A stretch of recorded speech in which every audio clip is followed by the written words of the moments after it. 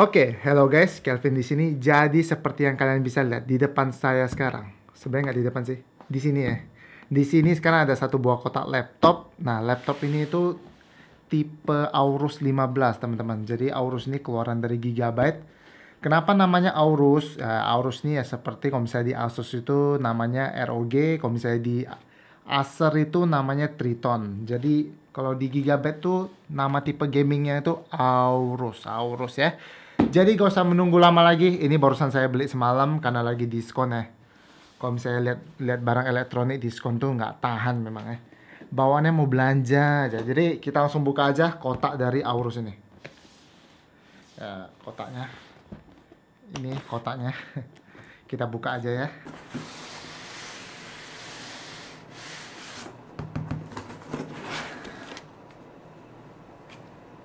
Jadi di sini ada satu laptop ya. Satu laptop Aorus. Kita taruh sini dulu. Uniknya kalau misalnya kalian beli Aorus ini, kalian dikasih ini. Kalian dikasih bracket ini, bracket untuk SSD atau HDD 2,5 inci. Itu ada di sini, ini dikasih bracketnya. Dan kalian juga dikasihkan ini kabel SATA-nya, SATA 3 nih harusnya nih. Dikasih kabel dan baut-bautnya nih ya. Nah, apa fungsinya ini nanti saya kasih tahu kalian di dalam video ini. Makanya jangan kemana-mana dulu, tonton terus videonya. Jangan lupa subscribe juga ya. Oke, terima kasih. Dan di dalamnya lagi tuh ada satu buah buku petunjuk plus kartu garansi dari laptop ini. Dan seperti yang kalian bisa lihat nih, tinggal satu kotak ini lagi. Kalau diambil ya, ini isinya tuh charger teman-teman.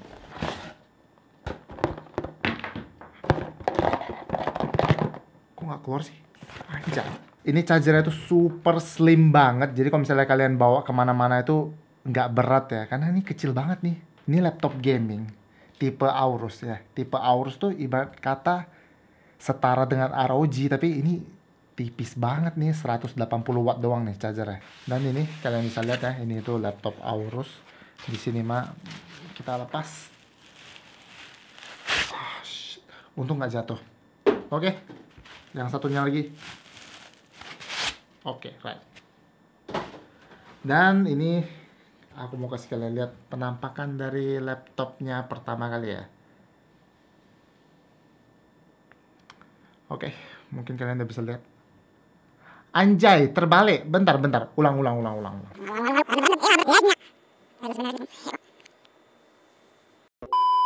Oke, jadi ini di dalam kantong aku mau kasih kalian lihat penampakan dari laptop Aorus 15 nih gimana. Oke. Kita buka. Oke. Nah, ini baru bener posisinya. Kalau tadi mah terbalik, guys. Dan kalau misalnya kalian lihat di laptop ini itu bahannya tuh bukan plastik ya. Bahannya tuh bisa dibilang metal ya. Metal atau aluminium saya juga kurang tahu. Dan di bawahnya ini juga ini kayak plastik ya. Kalau bawahnya kayak plastik ya. Kalau yang bawahnya ini kayak plastik. Dan kalau kalian lihat ini bener-bener lubangnya itu besar banget guys. Jadi kalian gak usah takut kalau misalnya laptop ini kepanasan. Gak akan mungkin karena kalian lihat nih. Ini lubang anginnya nih gila nih. Ini besar banget lubangnya kayak laptop. Kayak laptop saya nih. MSI GT76. Oke, kita lanjut ke review ya. Sorry guys kalau misalnya reviewnya ini agak gimana. Masih pemula jadi mungkin ini abal-abal gitu ya.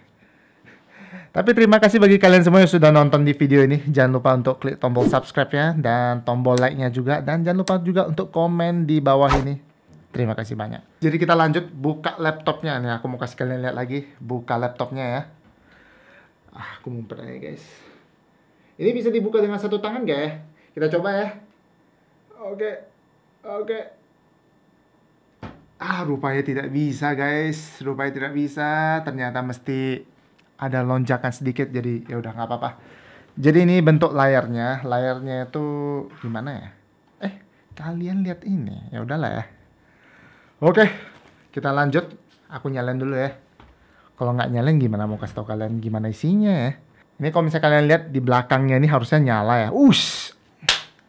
Pokoknya mantap lah kalau kayak gini ya. Dan aku mau kasih tahu kalian dulu, ini laptopnya itu sebenarnya ada 3 jenis. Dan yang saya beli ini yang termurah. Aorus 15 tuh ada 3 tipe. Yang pertama yang paling rendah itu Aorus 15 SA, dan yang di atasnya itu Aorus 15 WA, dan di atasnya lagi yang tertinggi itu Aorus 15 XA. Jadi bagi kalian yang nanya apa sih bedanya SA, WA, dan XA, silakan cek sendiri ya, karena barangnya nggak ada di sini, nggak bisa saya kasih tahu. Kalau misalnya saya lihat di web, kalian juga bisa lihat di web. Jadi Aorus 15 SA ini memakai Intel Core i7 9750H. Yap, ini masih pakai Gen 9 tapi nggak apa-apa. 9750H itu udah kenceng ya guys, udah kenceng. 10750H juga lebih kencang, tapi 9750H udah cukup ya, udah cukup kencang. Dan untuk GPU-nya itu memakai Nvidia GeForce GTX 1660 Ti 6GB GDDR6. Wah, luar biasa ini. Kalau setahu saya nih grafik card-nya ini baru. Di kelas GTX 16 ini tertinggi 1660 Ti harusnya. Dan untuk RAM-nya sendiri, ini masih terpasang satu doang, 8GB. Masih ada satu slot lagi, kalian bisa nambah 8GB, jadi totalnya mungkin bisa 16GB. Atau kalau misalnya kalian banyak uang, kalian bisa ganti RAM-nya tuh jadi 32GB, 32GB jadi maksimum 64GB. Kalau kalian banyak uang ya. Kalau saran saya sih sayang, karena laptopnya pun nggak mahal-mahal amat ya. Dan untuk storage-nya ini luar biasa pokoknya. Untuk storage-nya ini luar biasa. Karena kalian dikasih 1x2,5 inci HDD atau SSD. Jadi ada yang tadi saya kasih lihat tadi ini. Nah, ini bracket untuk 2,5 inci. Jadi masih ada slot 2,5 inci itu yang bisa kalian pasang dengan HDD atau SSD. Dan ada 2 kali M.2 SSD slot. Nah, ini berarti ada 3 tempat ya.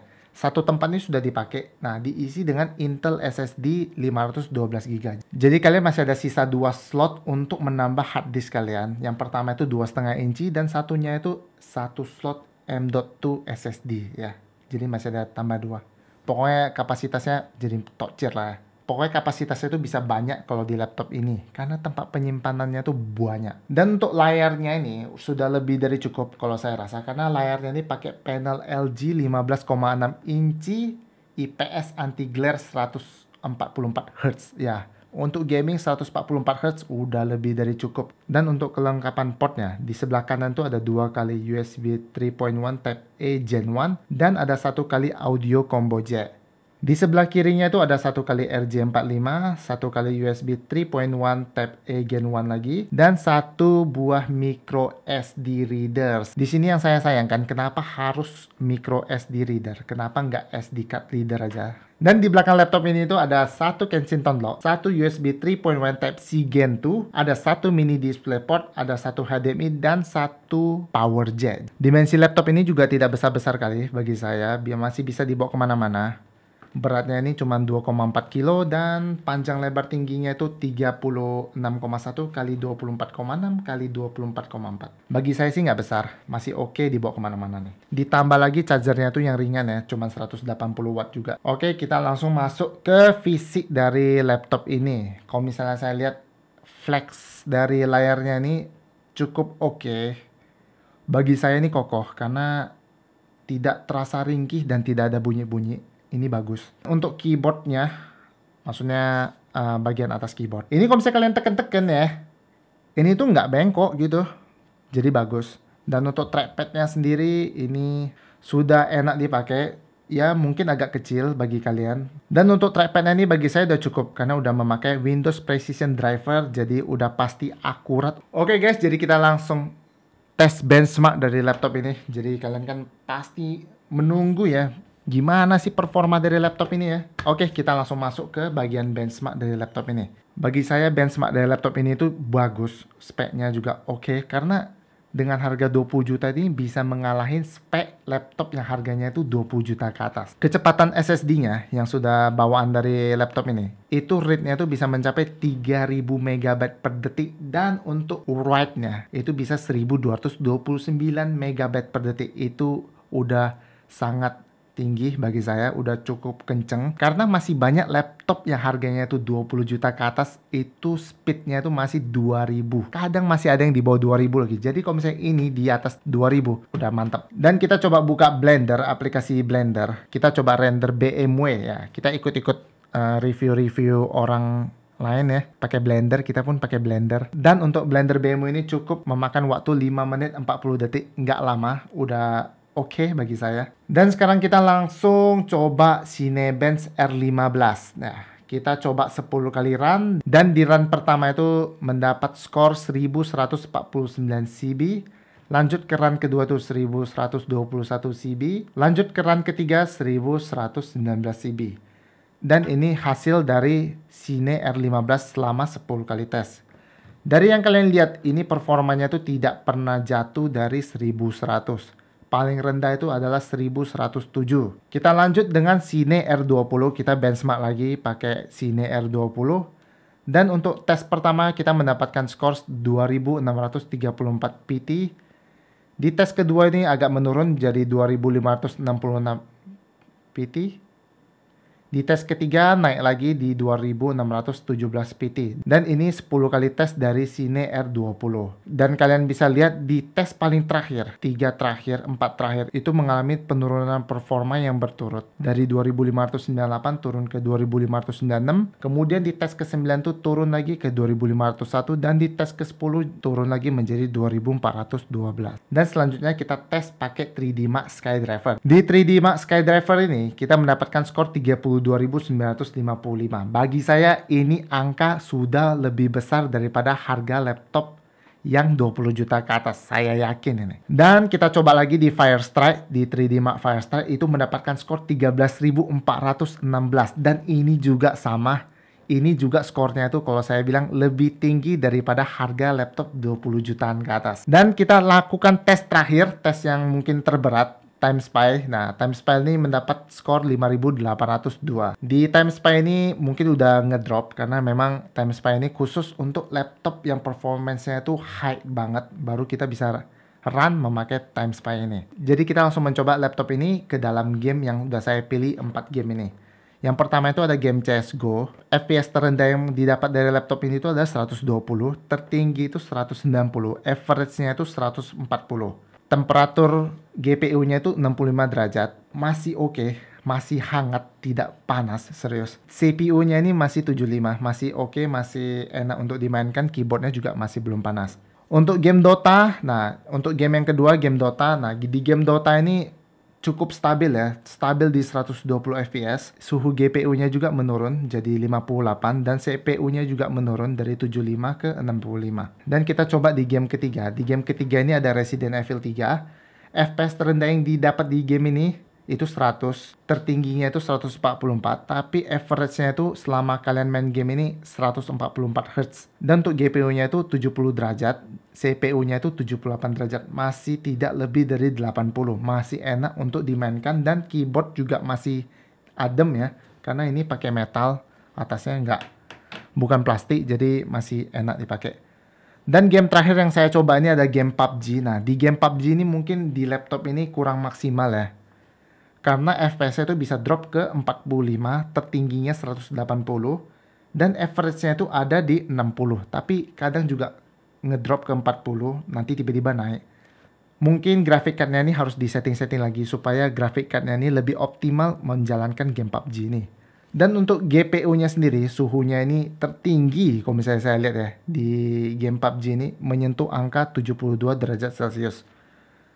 Dan untuk CPU-nya juga sama, naik ke 85 derajat Celcius. Tapi tenang aja guys, karena di 85 derajat Celcius ini masih enak untuk dimainkan laptopnya. Biasanya laptop itu kalau misalnya kalian main game itu suhunya itu di 90, 95. Kalau untuk di 85 itu masih worth it untuk main game. Tidak panas. Oke guys, jadi itu review singkat dari saya. Saya nggak bertele-tele, singkat, padat, dan jelas. Bagi kalian yang mau nanya-nanya lagi, silahkan tulis di kolom komentar. Oke, jadi kita lanjut ke yang terakhir itu kekurangan dari laptop Aorus 15 ini. Sebenarnya bagi saya kekurangannya ini bukan di spesifikasi, tapi lebih ke visual. Karena yang pertama ini keyboard ya. Keyboardnya ini bagi saya kurang enak untuk diketik. Bagi saya keyboard Aorus 15 ini perlu belajar karena dia lain bentuknya itu dari keyboard biasanya. Dan untuk numpadnya juga posisi nolnya ini tidak di tengah, tidak di bawah 2, di bawah 1. Jadi agak susah untuk ketik. Dan di keyboardnya lagi. Keyboardnya ini RGB-nya ini cuma 3 zone guys. Cuma 3 zone. Jadi cuma di sebelah kiri, tengah, dan kanan. Itu aja sih.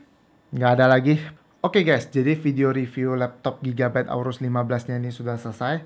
Mohon maaf apabila ada kata-kata yang tidak mengenakan atau kata-kata yang tidak sesuai dengan review ini karena saya juga masih belajar untuk nge-review laptop dan ini review laptop pertama saya.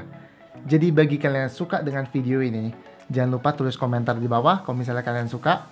Dan kalau misalnya kalian nggak suka, nggak apa-apa. Terima kasih banyak juga kalau misalnya kalian sudah nonton ini. Saya akan terus membuat video review laptop ke depannya. Jangan lupa untuk subscribe di channel ini. Jangan lupa juga untuk like video ini dan share ke teman-teman kalian. Bagi kalian yang belum subscribe, jangan lupa untuk subscribe ya. Tapi kalau misalnya kalian nggak mau subscribe, nggak apa-apa. Kalian nonton aja, saya juga senang. Oke guys, sampai jumpa di video berikutnya.